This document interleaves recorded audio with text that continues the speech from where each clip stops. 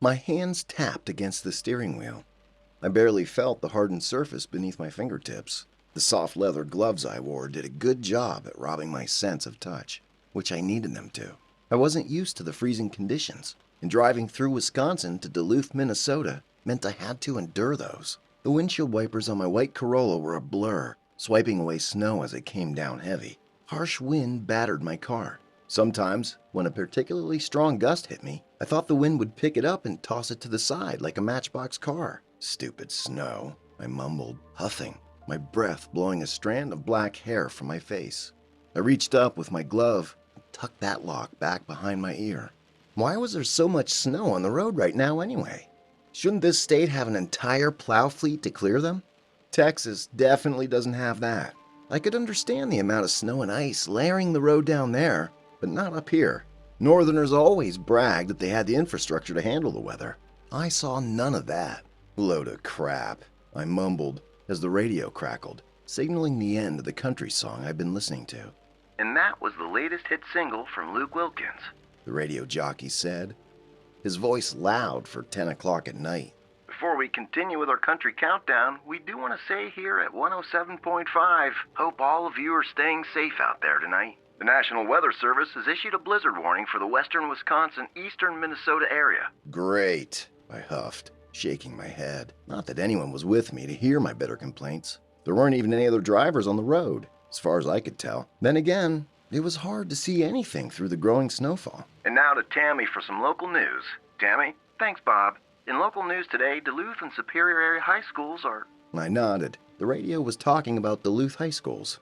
That meant I wasn't too far away from my destination. Civilization would be a mere few miles away down a narrow country road I traversed. At the end of this long lane of ice and snow would be a cheap, warm hotel room with a soft bed and a vending machine full of candy bars. Because that's a heart-healthy dinner when nothing else is open at this time of night. I've been driving for way too long. Finally, residents and motorists in the Duluth area are encouraged to keep an eye out for 2 escaped prisoners from a nearby mid-level security prison. My attention snapped to the radio. Prisoner escape. Interesting. That's not something you hear about every day.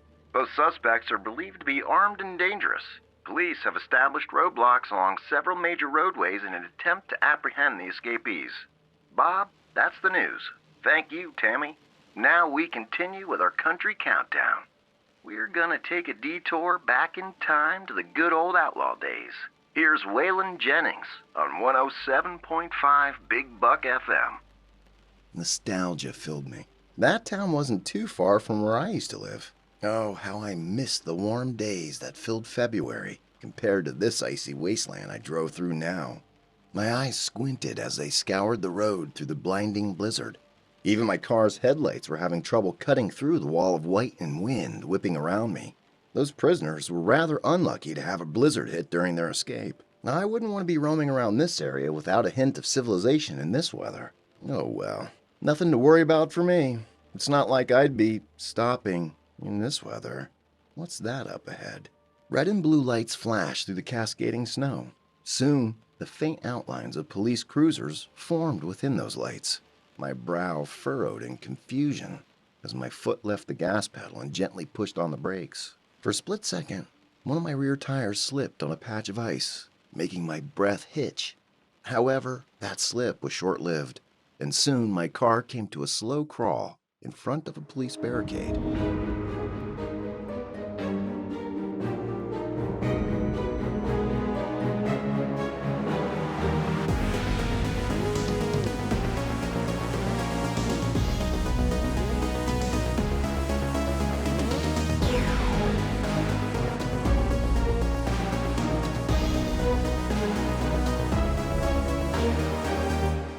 Midnight Stories.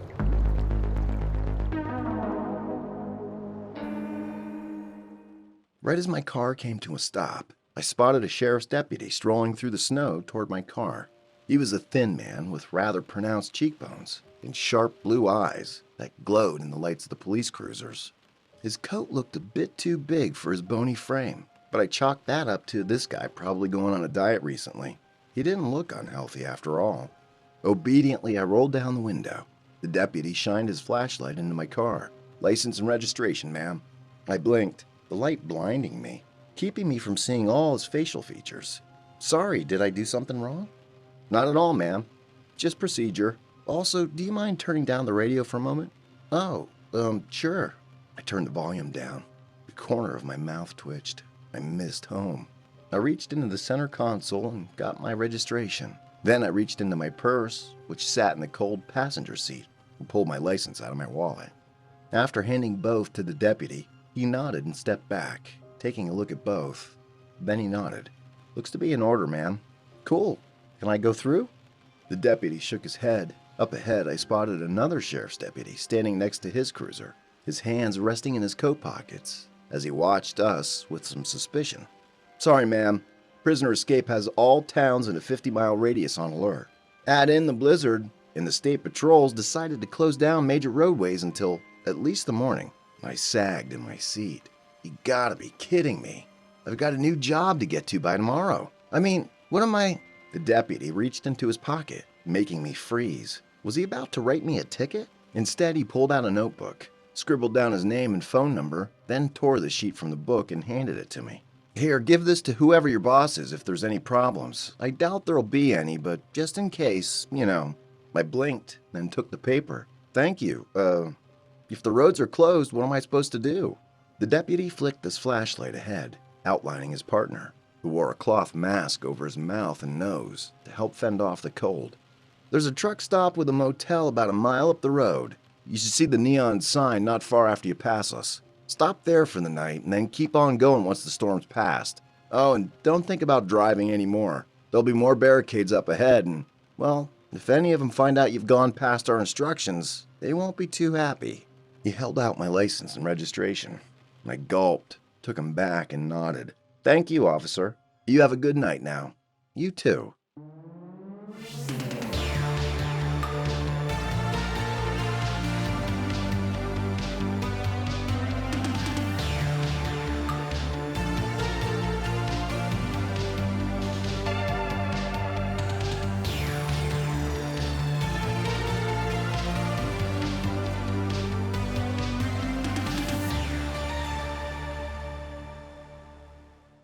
That was strange for a police officer to give a thinly veiled threat like that. Deputies in Texas didn't do that. Not in my experience, anyway. Perhaps the prisoner escape has these guys more on edge than I thought. I suppose I'd be stressed out too, knowing some dangerous criminals were roaming the area, prowling the darkness, waiting to jump on an unsuspecting victim. I rolled up the car window, then guided my Corolla in a slow crawl past the police cruiser. The masked deputy glared at me as I rolled past him, making me shift uncomfortably in my seat. I didn't make eye contact with him, but I could still feel his gaze hitting me, going right through me. It was unsettling. A shaky exhale left my breath. Once I was past the barricade, within moments, I was rolling down the snowy road again. Just like the deputy said, about 2 miles down the road, I spotted a flickering neon sign. One of the letters was burnt out, so the sign read, Ruck Stop. When I pulled into the almost abandoned parking lot of the motel, I sighed. This place looked like a dump. The paint was peeling on some of the motel doors. The check-in office looked like something out of the 1970s, complete with atrocious wallpaper. A lone clerk sat behind the counter in the office, bored, watching something on a small television across from his desk. This is gonna suck. I turned off my car and stepped out into the cold, my purse hanging from the crook of my arm. I hope they don't give me a room with bed bugs. That'd be my luck. Quickly, I made my way into the check-in office. The guy flicked his eyes up right away. It was as if I startled him. But once he saw me, he relaxed a little bit. Sorry, I said, giving him a small wave. I didn't mean to scare you. The guy uttered a nervous laugh. Yeah, you don't scare me. You just wasn't expecting another customer at this time of night. He laughed a little more. I did not miss the tension he carried as he sat. I made him anxious. Odd. A room for the night? Yes. The man nodded, and from there, the transaction went relatively normal. I got my key, he got his cash, and I made my way to room 104. Once inside my room, I flicked on the light. It was cleaner than I thought. One double bed sat against the left wall. A small bathroom rested across from the bed. A nightstand with some chips in the wood was nestled against the far end of the bed. and a small, unlit lamp sat on top of it. A rather plain room, considering how the outside looked. I'll take it. With a huff, I sat my purse down. My stomach rumbled next. I thought I saw a vending machine outside the office. I turned on my heel and stepped outside into a raging blizzard again. After tucking my coat tighter around me, I stepped toward a pair of lit-up vending machines. One filled with chips and candy bars, the other a Coca-Cola machine. My frozen fingers fumbled with my wallet as I struggled to get $1 or $2 out from its confines. Once I managed to do that, I slid the dollars into the slot for some chips, only for one of the bills to slide back out, rejected. Oh, come on. I tried smoothing it out. I just want some Doritos. Doritos are stale. I yelped and spun around. The guy in overalls and a flannel jacket looked at me a few feet away. He was chewing on something, probably tobacco. A heavy goatee sat over his mouth, hiding his lips behind thick bristles of black hair. Stern eyes glared at me from beneath a heavy brow. He was big, way bigger than me. I couldn't help but swallow as fear filled me. Could he be one of the prisoners? He certainly looked like a mean person. That so? I chuckled, trying to ease some of the tension. What do you recommend then? The man spat into the snow. Yep, he was chewing tobacco. Snicker bars don't go stale. Better for hunger, too. I nodded, looking over my shoulder. That only needed another quarter. I could do that. After sliding a quarter into the machine, I got my candy bar. When I spun back around, the guy was still standing there, watching me. Thank you. You're welcome. After flashing the man another nervous look, I scampered back to my room, slammed the door shut behind me, and quickly latched it closed, my chest heaving up and down. What a creep, I muttered, not realizing I'd crushed the candy bar in my terrified grasp. But a crushed candy bar was better than nothing, and I couldn't go to bed on an empty stomach. Still, I had a feeling I'd have a hard time sleeping. And after all, this place just got creepier by the moment.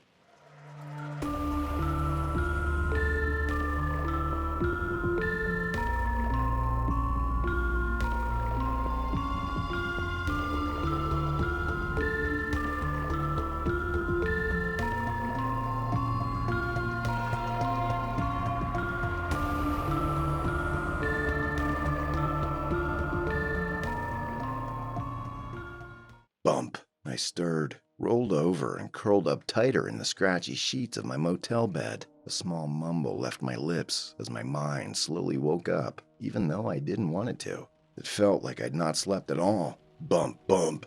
Did I have a neighbor? I didn't think so. Maybe they stayed hunkered down in their room when I went to get my candy bar dinner. I wouldn't blame them. Between the raging weather and the proud escaped prisoners, I wouldn't want to leave my room either. Crash, bump, bang. My eyes shot open. That last sound was not normal. That didn't sound like someone stumbling around in the dark. That sounded like somebody shattering something. Through the thin wall, I rested my head beside. I heard something else that made my heart freeze in my chest. A faint moan, like the sound of a wounded animal, pleading for its life. Then I heard several hard thuds. The moaning abruptly stopped. Panic shot through my heart. I stayed frozen on my side. My back turned to my motel room door and my window. My throat was tight as I tucked my body further beneath the sheets. Something was wrong. Primal instincts in me were saying that I was in danger, but I didn't know where the threat was coming from, or if there was a threat at all. Maybe there was nothing wrong. Maybe what I heard from the room next door was some drunk losing his footing and falling to the floor, going to sleep after trying to get up a couple times. Yeah, that had to be it. There was nothing wrong. Nothing at all. The doorknob to my room jiggled. I bolted upright. Not a single sound left my lips as I stared at the door, watching the brass knob turn and twist. My eyes slowly moved to the latch. It was still in place. Something heavy hit my door, making my breath catch and causing me to scramble to the far edge of my bed. Big mistake, as my momentum carried me over the edge, causing me to fall head over heels to the floor. Adrenaline shot through my veins. I got to my feet, fists balled tight, ready for a fight, as my heart pounded in my chest.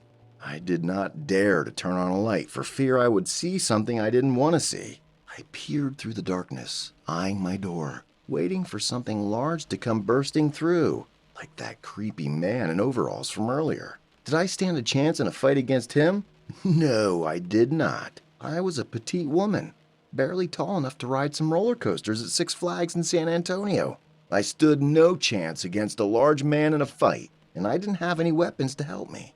All I could hope for was that the intruder would stop their break-in attempt and leave me in peace, or that someone would come along and deter them. Blue and red lights flashed outside of my window.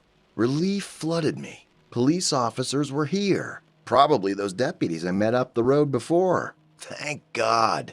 I relaxed, slid my shoes on, and waited for the doorknob to jiggle again. When it didn't, I crept toward the door, reached the latch, and undid it. After holding my breath for a moment, I cracked the door open and peered out. 2 police cruisers sat in the parking lot, lights on. I didn't see the deputies. Perhaps they were chasing whoever was trying to get into my room. A lump clogged my throat. Maybe they'd prevented one of the escaped prisoners from getting me. Timidly, I stepped out of the room, making sure to leave the door cracked open a little bit behind me in case I needed to make a quick retreat. My shoes crunched atop the ice and frozen snow that crusted the concrete walkway. My eyes scanned the neon-lit parking lot. No sign of anyone. With a gasp, I decided to make my way to the office. Maybe I'd be safer there than in my room.